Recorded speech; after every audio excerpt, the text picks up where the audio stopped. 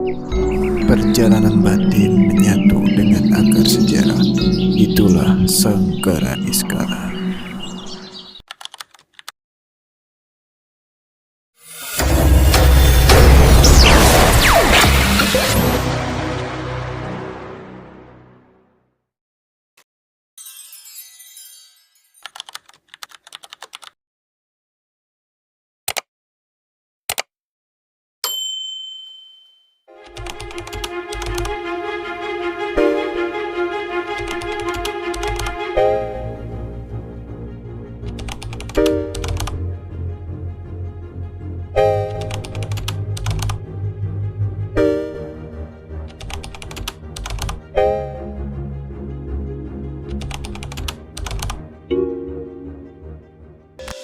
Pada episode sebelumnya, perjalanan kita dimulai dari akar kerajaan Timbanganten. Kini, tibalah saatnya menapaki bab yang lebih mendalam tentang kerajaan yang menjadi identitas, jejak, dan medan perjuangan seorang tokoh besar yang akan kita ungkap, yaitu Sunan Romenggong.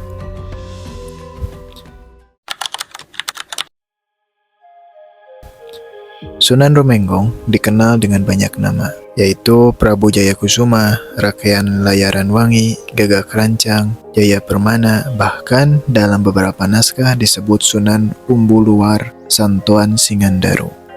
Silsilah beliau menghubungkan dua arus besar. Yang pertama keturunan Eyang Prabu Siliwangi, dan yang kedua keturunan dalam Pasehan Timbanganten atau yang disebut dengan Sunan Permana Dipuntang. Ia adalah saudara atau satu garis dengan Sunan Ranggalawe, Raja Timbanganten, dan kelak menjadi pembawa perubahan besar di wilayah Limbangan. Sekitar 1415 Masehi, Sunan Romenggong mendirikan sebuah keprabuan bernama Kertarahayu yang oleh masyarakat disebut juga Keprabuan Romenggong karena dipimpin oleh beliau. Nama Kertarahayu berasal dari dua kata. Yang pertama kerta, yaitu aturan, tatanan, negara yang tertib. Yang kedua yaitu rahayu, yang artinya keselamatan, keberkahan, dan harmoni. Jadi, Kertarahayu berarti negara yang tertata, selamat, dan diberkahi. Lokasi kerajaan Kertarahayu berada di kawasan Poronggol Limbangan, yang kini masuk wilayah desa Ciwangi, daerah Kota Garut. Menariknya, istilah Romenggong bukan sekadar nama raja, tapi juga filosofi.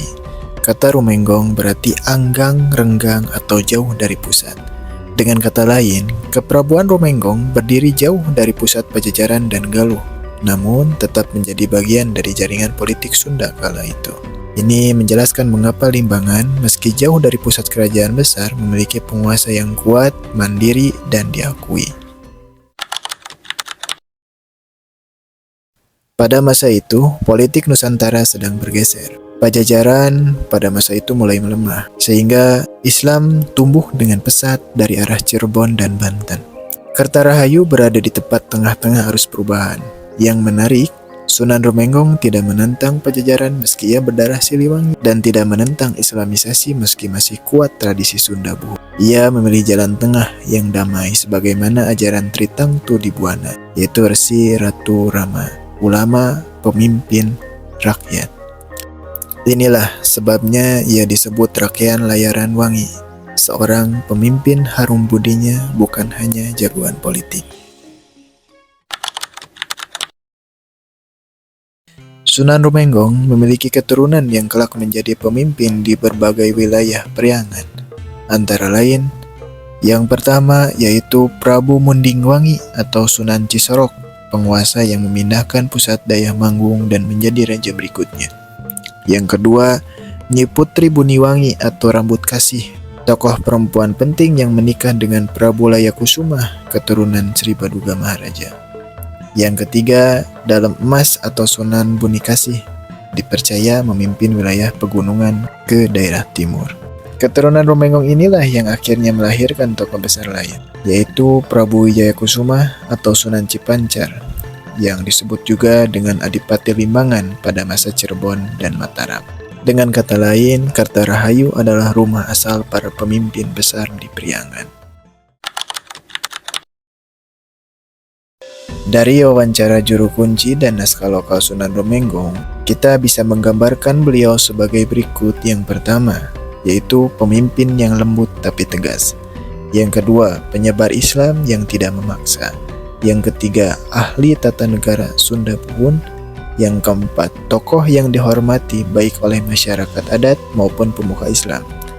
Nah, dari sinilah keunikannya. Beliau adalah jembatan antara Pajajaran, Sunda Buhun, dan Islam. Sebuah posisi yang sangat jarang diemban satu tokoh pada abad itu. Sunan Romenggong wafat dan dimakamkan di Poronggo, Limbangan. Nama beliau diingat, tetapi kerajaan yang dibangunnya mengalami perubahan besar setelah masa Prabu Mundingwangi dan Prabu Salalangu Layakusuma. Namun, nilai dan ajaran yang ditinggalkan tentang harmoni, kepemimpinan, dan keseimbangan hidup masih hidup hingga kini. Kartarahayu hanyalah awal dari warisan panjang Sunan Romenggong.